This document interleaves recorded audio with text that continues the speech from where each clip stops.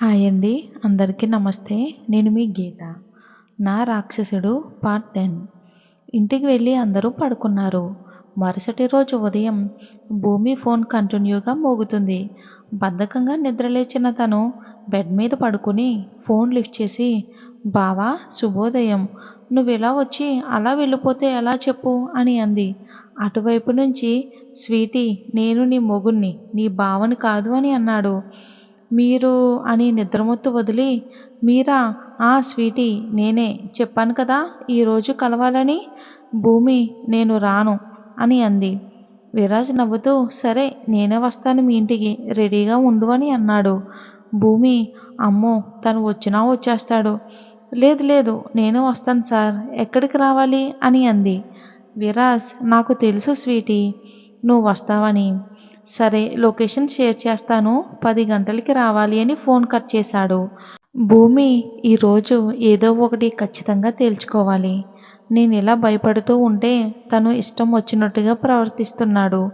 తనకి క్లారిటీగా చెప్పేస్తాను అని రెడీ అయ్యి టిఫిన్ తిని కాలేజ్కి వెళ్తున్నానని వాళ్ళ అమ్మ వాళ్ళకి చెప్పి విరాజ్ చెప్పిన ప్లేస్కి వెళ్ళింది. తన కోసం ఆల్రెడీ విరాజ్ వెయిట్ చేస్తూ ఉన్నాడు. భూమి తన దగ్గరికి వెళ్ళి, చూడండి సార్, నేను మీకు క్లియర్ చేయడానికి వచ్చా. నాకు మా బావకి తొందరలో పెళ్ళి. మీరు నన్ను కావాలని ఏడిపిస్తున్నారు. ఇక మీద నుండి నన్ను ఇబ్బంది పెట్టాలని చూస్తే మాత్రం నేను నీ గురించి పల్లవికి చెప్పేస్తా. రాజ్ నవ్వుతూ, నా పేరు తెలుసా నీకు? భూమి లేదు అని తల ఊపింది. ఇప్పుడు చెప్తున్నా విను అని తన నడుముని పట్టుకుని మీదకి లాక్కుని తన కళ్ళల్లోకి చూస్తూ, విరాజ్ నందన్ కృష్ణ, రాజని పిలుస్తారు నాకు దగ్గర వాళ్ళు మాత్రమే. నువ్వు నన్ను ఎలా అయినా పిలవచ్చు. నువ్వు ఎంత గింజుకున్నా నేను నిన్ను వదిలే ప్రసక్తే లేదు. భూమి, అయితే మీరు నన్ను ప్రేమిస్తున్నారా అని అడిగింది. రాజ్ లేదు అన్నాడు. మరి ఎందుకు నా వెంట పడుతున్నారు? రాజ్, నాకు నువ్వు కావాలి భూమి. కావాలి అంటే? రాజ్, కావాలి అంటే నా భార్యగా మిసెస్ భూమిరాజ్ కావాలి. భూమి, అంటే నేను మీ భార్యగా కావాలి అనుకుంటున్నారు. మరి నా ఇష్టంతో పని లేదా? నాకు మా బావ అంటే ఇష్టం. నేను తన్నే పెళ్లి చేసుకోవాలి అనుకుంటున్నా. రాజ్ నవ్వుతూ, నువ్వు మీ బావని ప్రేమిస్తున్నాను అంటున్నావు, కానీ నా మీద నుండి పక్కకి జరగాలని అనుకోవటం లేదు. భూమి అప్పుడు గమనించి తన నుండి దూరం జరిగింది. దయచేసి ఇక నా జోలికి రాకండి. రాజ్, మరి నా గురించి పల్లవికి చెప్పేస్తా అని నన్ను బెదిరించావు. లేదు, నేను పల్లవికి ఏం చెప్పను. దయచేసి నాకు దూరంగా ఉండండి. నేను నీకు దూరంగా ఉండాలి అంటే నేను చెప్పింది చెయ్యాలి. అలా చేస్తే నీ జోలికి రాను అని అన్నాడు రాజ్. భూమి, సరే ఏం చెయ్యాలి చెప్పండి.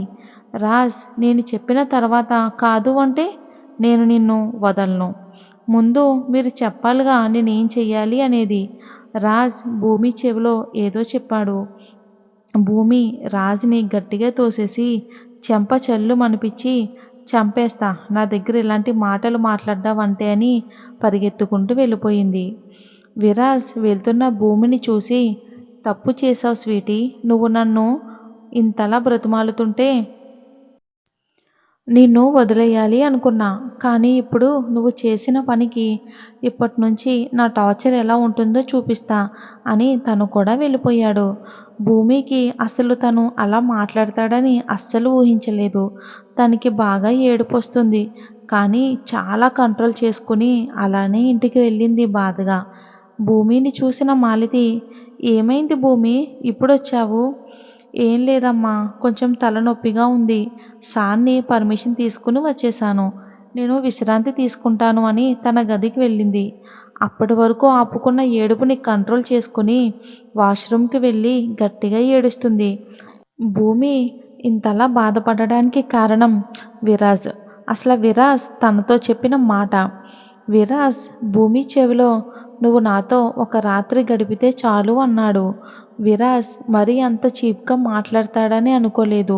అందుకే కోపంగా తన చెంప చల్లుమనిపించి వార్నింగ్ ఇచ్చి వచ్చింది భూమి. మాలతి వచ్చి, భూమి నీకోసం కాఫీ తీసుకొచ్చా, తాగి రెస్ట్ తీసుకొని అంది. భూమి, హా అమ్మా సరే వస్తున్నా అని ముఖం కడుక్కుని, థ్యాంక్స్ అమ్మా అని కాఫీ తాగుతూ, ఇందాకడి మీద ఇప్పుడు బెటర్గానే ఉందమ్మా అని అంది.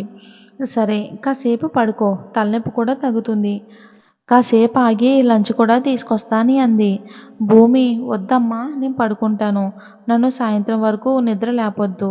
సరే నీ ఇష్టం పడుకో అని మాలతి వెళ్ళిపోయింది. భూమి కళ్ళు మూసుకుని పడుకుంది.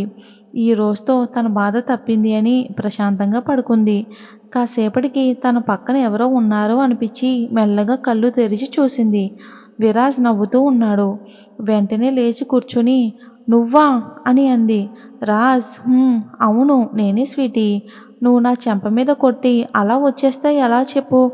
దానికి పనిష్మెంట్ ఇవ్వాలి కదా, అందుకే వచ్చాను. భూమి నువ్విప్పుడు వెళ్ళలేదు అంటే నేను మా అమ్మని పిలుస్తా అని చాలా కోపంగా అంది. రాజ్ నవ్వుతూ నువ్వు అరవాలి అనుకుంటున్నావు కదా, అరువు. నేను నీ నాపానా చెప్పు, అరువు అని గట్టిగా అన్నాడు విరాజ్. భూమి భయంతో సైలెంట్ అయిపోయింది. విరాజ్ భూమిని బెడ్ మీదకి తోసి తన భుజం పట్టుకుని వాల్కి ఆనిచ్చి తన్ని కోపంగా చూస్తూ నన్నెందుకు కొట్టావు అని అన్నాడు విరాజు. భూమికి కోపం వచ్చింది. నేనెందుకు కొట్టాను అని అడుగుతున్నారు, మీకు తెలీదా? ఒక ఆడపిల్లతో ఎలా మాట్లాడాలో కూడా తెలీదా? ఫారెన్లో చదువుకుంటే ఇలానే మాట్లాడతారా? విరాజ్కి కోపం వచ్చి భూమి గొంతు పట్టుకుని నేనేం చెప్పాను నీ చెవిలో అని అన్నాడు. భూమికి భయం వేసింది తన్ని అలా చూస్తుంటే. తను చాలా అంటే చాలా కోపంగా ఉన్నాడు. తన నరాలన్నీ బయటికి కనిపిస్తూ ఉన్నాయి. రాజ్ తన గొంతు మీద పట్టుకుని పట్టు పెంచుతూనే ఉన్నాడు. తనకి ఊపిరి తీసుకోవటం చాలా కష్టంగా ఉంది.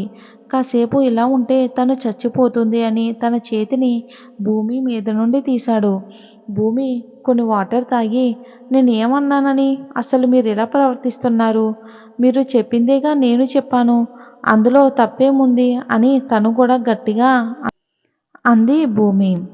విరాజ్ కోపంగా భూమి చేతిని పట్టుకుని తన ఒడిలోకి లాక్కొని తన భుజం మీద డ్రెస్ పక్కకు జరిపి తన పెదవులతో రాస్తూ నేను నిన్ను ఏం అడిగాను స్వీటీ? భూమికి విరాజ్ అలా చేస్తుంటే చాలా భయంగా ఉంది. ప్లీజ్ సార్ మీరు ఇలా చేయటం ఆపండి. రాజ్ నేను ఒక రాత్రి నాతో గడుపు అన్నానే కానీ నా పక్కలో పడుకోమని చెప్పానా అని భుజం మీద కొరికాడు. భూమికి నొప్పిగా అనిపించి అమ్మా అని చిన్నగా అరిచింది. రాజ్ అరవకు స్వీటీ, ఇలాంటి స్వీట్ శిక్షలు చాలానే ఉన్నాయి. భూమి విరాజ్ ఒడిలో నుండి లేచి మిమ్మల్ని తప్పుగా అర్థం చేసుకున్నాను, నన్ను క్షమించండి, ప్లీజ్ నన్ను వదిలేయండి, నాకు మీరంటే ఎటువంటి అభిప్రాయం లేదు, నన్ను దయచేసి ఇబ్బంది పెట్టడం ఆపండి అని ఏడ్చింది. విరాజ్ గట్టిగా భూమి బుగ్గలు పట్టుకుని గట్టిగా ఒత్తి నీ కంటికి నేను మరీ అంత క్యారెక్టర్ లేని మనిషిలా కనిపిస్తున్నానా? నేను ఫారెన్లో చదివాను కానీ నేను పుట్టింది ఇండియాలో. నా గురించి అంత చీప్గా ఆలోచించావనుకో ఈసారి తప్పకుండా చంపేస్తా, అర్థమైందా? ఒకటి గుర్తుపెట్టుకో, నా నుండి నువ్వు ఎట్టి పరిస్థితుల్లో తప్పించుకోలేవు. అది నీ వల్ల కాదు. అలా అని నన్ను కాదు అని మీ బావని పెళ్లి చేసుకోవాలి అనుకున్నావో తర్వాత జరిగే పరిణామాలు నువ్వు ఎదుర్కోలేవు. విరాజ్ ఈ రోజుకు ఇది చాలు స్వీటీ, ఇక నేను వెళ్తున్నా, మళ్ళీ రేపు కాలేజీలో కలుద్దామని వెళ్ళిపోయాడు. విరాజ్ వెళ్ళిపోగానే భూమి ఏడుస్తూ అలానే ఉంది. సాయంత్రం మాలతి వచ్చి నిద్రలేపింది. భూమి నాన్న కూడా వచ్చారు, పద కిందకి, 10 నిమిషాల్లో వస్తానమ్మా అని అంది భూమి. విరాజ్ నందన్ కృష్ణలకు ఇచ్చిన 6 నెలల టైం కూడా అయిపోవడంతో ఆఫీస్కి వెళ్ళడం స్టార్ట్ చేశారు ముగ్గురు. నందన్ కృష్ణలు జనార్దన్ శ్రీనివాస్ కంపెనీలు చూసుకుంటే విరాజ్ మాత్రం తనకి నచ్చిన 6 నెలల టైంలో తన సొంతంగా ఒక కంపెనీ కూడా స్టార్ట్ చేశాడు. జనార్దన్కి విషయం చెప్పడంతో తను కూడా నీ ఇష్టం కన్నా అని అన్నారు. అలా తన అత్తయ్య చేత తన సొంత కంపెనీని ఓపెన్ చేయించాడు. సుభద్ర ఎంత వద్దని చెప్పినా విరాజ్ తన మాట వినకుండా సుభద్ర చేత కంపెనీ కొత్త భవనాన్ని ఓపెన్ చేయించాడు. సుభద్ర విరాజ్కి తన మీద అంత ప్రేమ ఉందని ఊహించలేదు. తన్ని చూస్తుంటే తన నాన్నని చూస్తున్నట్లు ఉంది. తను కూడా అంతే, అన్నీ తన చేతే ఓపెన్ చేయించేవారు. అది తలుచుకుని తన కంట్లో నీళ్లు ఆగడం లేదు. జనార్దన్ సుభద్ర ఏంటి కన్నీళ్ళు, నీ అల్లుడికి మాకంటే నువ్వంటేనే చాలా ఇష్టం, తను ఇలా చేస్తానని మాకు ముందే చెప్పాడు. మేము కూడా ఒప్పుకున్నాము. నువ్విలా బాధపడితే ఎలా అని అన్నారు జనార్దన్ అది. సుభద్ర విరాజ్‌ని చూస్తుంటే నాకు నాన్నని చూస్తున్నట్టే ఉంది అని అంది. అందుకే ఈ కన్నీళ్ళు. నువ్వు చల్లగా ఉండాలి కన్నా! నువ్వు జీవితంలో అనుకున్నది సాధించాలి అని విరాజ్‌ని అత్త కౌగిలించుకుంది. ఇది ఫ్రెండ్స్. మరి వచ్చే భాగంలో ఏం జరిగిందో చూద్దాం. స్టోరీని ఇంత బాగా ఆదరిస్తున్న ప్రతి ఒక్కరికి మనస్ఫూర్తిగా ధన్యవాదాలు.